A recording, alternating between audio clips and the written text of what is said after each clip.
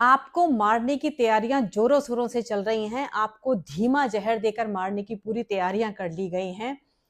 और इस भारत में एक ऐसा संगठन है, वैसे तो बहुत संगठन है, लेकिन एक ऐसी एजेंसी है जो रोज आपके घर में आती है और आप उसको इसलिए लेते हो क्योंकि इस एजेंसी का मार्क है तो सेफ है, इसलिए आप उस फूड पैकेट को बहुत सेफ मानते हो, जबकि इसके पीछे की कहानी कुछ और है। इसका नाम है फसाई, FSSAI।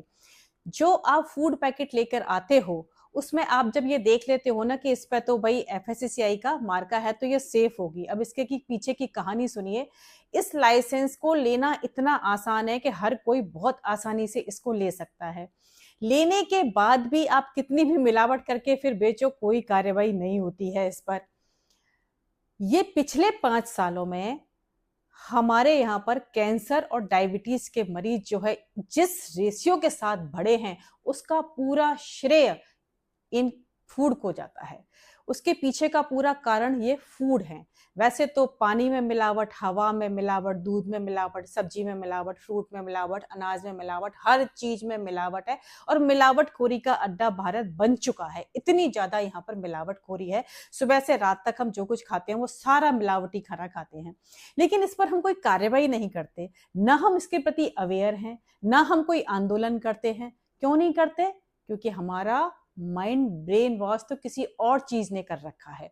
हमें क्या जरूरत है? ये कोई मुद्दा थोड़ी है जो उसको हम उठाएंगे। हमारे पास इतने बड़े बड़े मुद्दे हैं। आपको पता है धर्म का कितना बड़ा मुद्दा है हमारे पास। ये जो हमारे धर्म गुरु है ना सारे, ये इतना ब्रेन वॉश आपने कर दिया है कि जीते जी तो आप चाहे जहर खाओ रोज, मरने की बात की तैयारी करो, स्वर्ग का इंतजाम पहले करो, उसकी तैयारी करो, सारा बस उसमें जुट जाओ। बस यही रीजन है कि आपके लिए ये मुद्दा नहीं है। अभी जो है बात आ जाए ना किसी की मंदिर और मस्जिद की, तो आप मार काट पे तैयार हो जाओगे। मंदिर और मस्जिद के लिए तलवारें बट जाएंगी, पत्थर बट जाएंगे, बॉम्ब फूट जाएंगे, कुछ भी करने को तैयार हो जाओगे आप। लेकिन जो आप रोज मर रहे हो जहर खा के, इसके प्रति आपका कोई अवेयरनेस नहीं है, ना आपको इससे कोई मतलब है। क्यों? क्योंकि हमारा जो है ना क्वालिटी लाइफ पर ध्यान ही नहीं है। हमारा ध्यान क्वांटिटी लाइफ पर है। 10-10 बच्चे पैदा करो भाई, हमें अपना धर्म बचाना है। तो ये क्या सीख रहे हो और हम किस किस मतलब संस्कृति की तरफ जा रहे हैं, किस विकास की ओर जा रहे हैं? यहाँ पर हर कचरा बिक जाता है। आप चाइना और जापान को देखिए, हमारे खाने हुए हमारे आम लौटा दिए उन्होंने, अभी हमारे चावल लौटा दिए उन्होंने, भरे के भरे ट्रक लौटा दिए। क्यों लौटा दिए?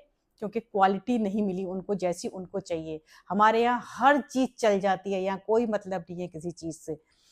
तो ये सबसे बड़ा फेलियर है इस हिंदुस्तान का, क्योंकि हम जो आम जो जरूरत की बेसिक नीड है उनके प्रति ही जागरूक नहीं है। हमारे यहाँ पर हर गली मोहल्ले में एक मंदिर मिल जाएगा, मस्जिद मिल जाएगा, कोई भी धार्मिक स्थल मिल जाएगा। क्या आपने कभी देखा है कि कोई लैब है ऐसी आपके यहाँ पर, आपके आसपास में, कि फटाफट से खाने में कोई अगर मिलावट है तो फटाफट से लैब में जाके टेस्ट करा लें और आपको पता चल जाए मिलावट है तो उसके प्रति आप कुछ काम कर सकें? ऐसा कोई इंतजाम है? नहीं है। ये आपकी प्रायोरिटी को दर्शाता है कि आपको मंदिर, मस्जिद, धर्म स्थल पहले चाहिए। जो बेसिक चीजें हैं उनसे आपका कोई सरोकार नहीं है। मेरा बस चले तो मैं तो कह रही हूँ हर कॉलोनी में सबसे पहले एक ऐसी लैब बनाऊंगी जहां पर आपकी कोई भी चीज आपने खाई, आप बड़े आसानी से जो है ना वहां जाके चेक करवा लो। अभी होता क्या है कि इतनी तो कम है लैब टेस्ट, और है भी तो उनके चार्जेस इतने हैं कि हर कोई हिम्मत ही नहीं कर पाता वहां पे जाने की। तो भाई खा लो, अब कौन पैसा लगाएगा चेक करने के लिए? तो ये सबसे बड़ी हमारे यहाँ की विडंबना है। तो भारत देश को ऐसे ही नर्क नहीं कहा जाता भाई। अभी कोई नर्क कह दे तो आपको बुरा लग जाती है। फिर क्यों बुरी लगती है? यहाँ पे क्या जिंदगी जी रहे हो आप? कोई क्वालिटी है आपकी लाइफ में? आप बताइए। हवा से लेके, पानी से लेके, खाने पीने की चीजों से लेके हर चीज में मिलावट, हर चीज में। और इसके प्रति कोई आंदोलन नहीं, इसके प्रति कोई कुछ नहीं। मैं तो करना चाहती हूँ इसके प्रति आंदोलन, और मैं कर भी रही हूँ अपने स्तर देखिए, पर। लेकिन ये भी कई बार आकर क्या झूठ होता बोल है कि रहे हैं। आप, बहुत सारी चीजें होती मतलब हैं गुमराह आप कर रहे हैं वो कि कोई नहीं पेपर कर लीक नहीं सकते। हुआ है। तो मैं तो आप सबसे भी ये आह्वान कर रही हूँ कि आप भाई इस तरीके के मुद्दों को उठाइए। मैं उठाती हूँ। मैं अभी आगे चल के मेरे पास ऐसे ऐसे मुद्दे हैं जिन पर सच में मुझे काम करने का मन है, जिसमें से एक बड़ा मुद्दा ये खाने के मिलावट वाला है, सच बात है। रिश्वतखोरी वाला है, भ्रष्टाचार वाला है। जबरदस्त ऐसे ऐसे मुद्दे हैं जिन पर मैं अपने स्तर पर काम कर रही हूँ, लेकिन अब मैं चाहती हूँ कि आप लोगों के साथ मिलकर मैं इस चीज को काम करूं और आप लोग भी आवाज उठाओ अपने स्तर पर, अपने यहाँ पर जितनी आवाजें उठा सकते हो आप उठाओ। क्योंकि हम अपने आने वाली पीढ़ी को हम क्या दे के जाएंगे आप बताइए। हम स्वच्छ वातावरण में ही नहीं रहेंगे, स्वच्छ खाएंगे ही नहीं, तो हम क्या विकास करेंगे? क्या मरने की तैयारी कर रहे हो? जीते जी तो अपनी जिंदगी को अच्छा बना लो भाई। तो मेरा तो सबसे आपसे यही कहना है कि ये एक बहुत बड़ा मुद्दा है मिलावटखोरी, इसके प्रति आप सब आवाज उठाओ।